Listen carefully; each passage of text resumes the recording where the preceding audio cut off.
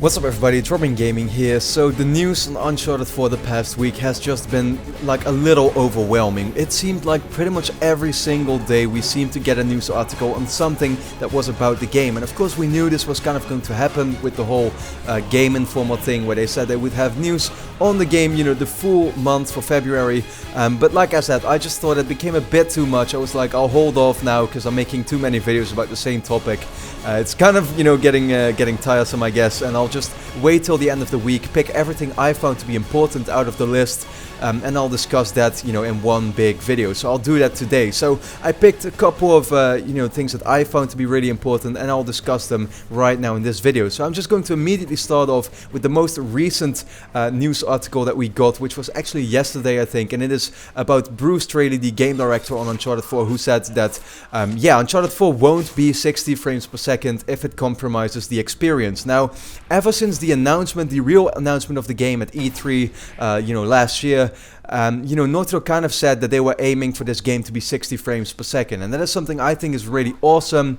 Once again, I'm not the biggest supporter of 60 frames in the way that I want every game to be that, but then again, if a game can be 60 frames per second, I would definitely like that, because there is no way to deny that it's you know, better than you know, 30 frames per second. It just feels a lot more smoother and stuff, and that's really awesome. At the same time, you know, where you see some companies kind of like downgrading their games to 30 frames, or like Ubisoft saying that they can't make, or they're not gonna make the game 60 frames because 30 frames is more cinematic, that kind of crap really annoys me. But what Naughty Dog is saying here, I think, is a very valid argument, is that of course you don't want it to compromise the experience. And I think in particular what they mean by this is they want the game to look really good. And I mean, if they can't manage to make the game look that great, or that in these huge set pieces that they can't make them kind of like look and feel as immersive because they want to keep the frame rate high, so they can't have all these details and these little effects in the game, then I would probably definitely agree with them. And I think that also, if you look at the way in which,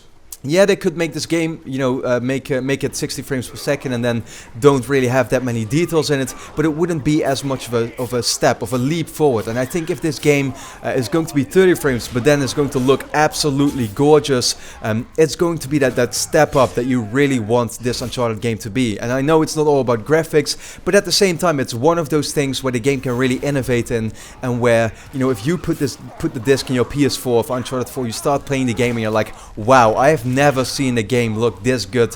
I think that is something that for me is really important, and yeah, therefore I would say that, you know, if it does compromise the experience, definitely you're totally right. You should not you know, make the game 60 frames per second. Simply keep it at 30, or maybe an unlocked frame rate where it goes up a little at some points where it can, but yeah, don't make it compromise the experience. So the next big thing, and I, you know, kind of like saw it coming, it's not like this is really a surprise, I'm not going to talk about it too much. Uncharted 4 is confirmed to have a multiplayer mode. We got no details so far as of right now, but at the same time, this was something that was kind of expected, of course, with Uncharted 2 and 3 and The Last of Us having a multiplayer mode that I myself really enjoy. I cannot wait to see what they do with it. I uploaded a Uncharted 4 multiplayer wishlist with the people from Greatness Debates over at that channel, so if you want to kind of like hear our thoughts on what Uncharted 4 multiplayer should look like, then check that out. But for now, I'll just leave this topic. It's something that I thought was very obvious, and so I totally expected that to be a multiplayer mode. It's not like that was anything that I was still kind of like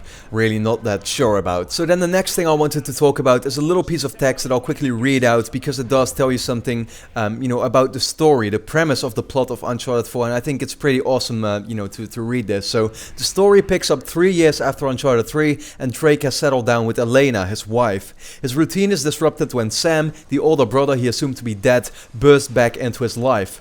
Sam says that he must find a legendary pirate artifact, as his life hangs in the balance. And just like that, with the promise of adventure and the opportunity to help a family member, Drake is back in.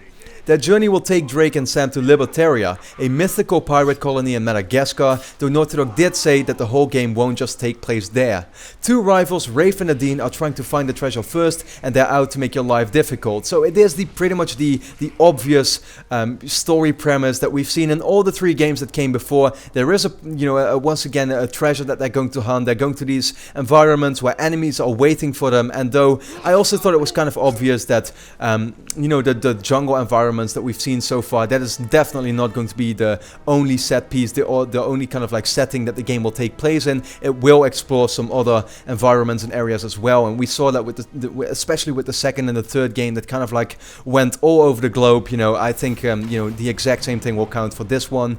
But then we also got a few more small details that came from a list that I don't think has been confirmed and was actually published by Naughty Dog, rather some kind of inside source, but this was actually published before that this little text came out that I just you know, read out, and at the same time a lot of those details that I just read about were actually also to be found in these kind of like small details. So I'm quickly going to read you know, a few of the details I found to be pretty important. So the first thing is that next to the jungle environments, Naughty Dog will tease snowy and urban environments as well. And when I read that, I found that kind of funny because it totally refers to Uncharted 2 in my opinion, where you know, snow played a big part in that, and also urban with you know, the whole Nepal part of the game was in these big urban environments where it was kind of like a war zone.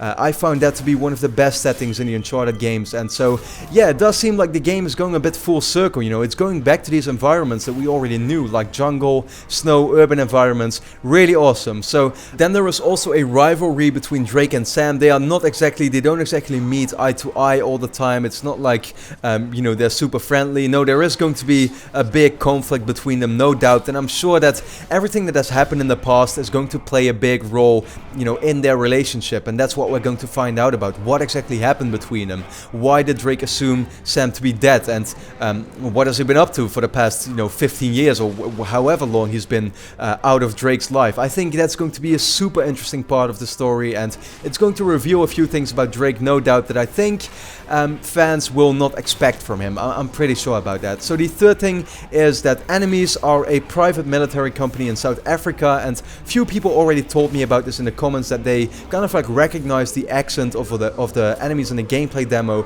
to be South African, which I think is you know, a pretty awesome thing. And of course, the game takes place in Madagascar. This is also something that I kind of saw coming. And then the quick final thing I wanted to talk about is that it says that there is still no straight answer to this being the last game, but Naughty Dog is still heavily hinting towards it, and I don't really know what to say about that. I mean, with all these things that people from Naughty Dog like Neil Druckmann has kind of like said about the game, the hints are so obvious that they want this to be the final Uncharted game. And they even, like, the way Sully says, you know, this is the final time, whatever he says in that Uncharted trailer, the way that the game is called A Thief's End, whatever that may refer to, the way that Neil Druckmann said they were trying to find closure to the story, to Nathan Drake's kind of like history and to his whole journey.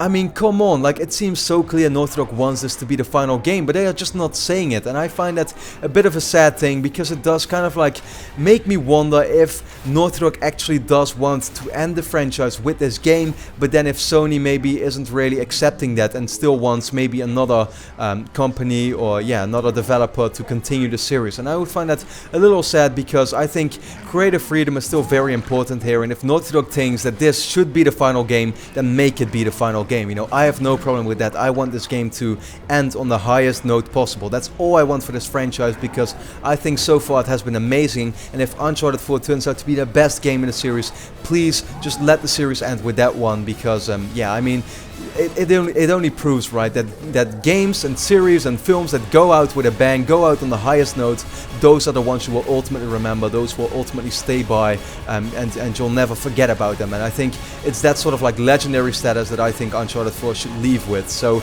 yeah, with that being said, that was pretty much everything I wanted to talk about. So I hope you enjoyed the video. Let me know what you think about all these details of Uncharted 4 Thieves, and yeah, so let me know that in the comments. And then for now, I'd like to thank you a lot for watching, and hope to see you again next time.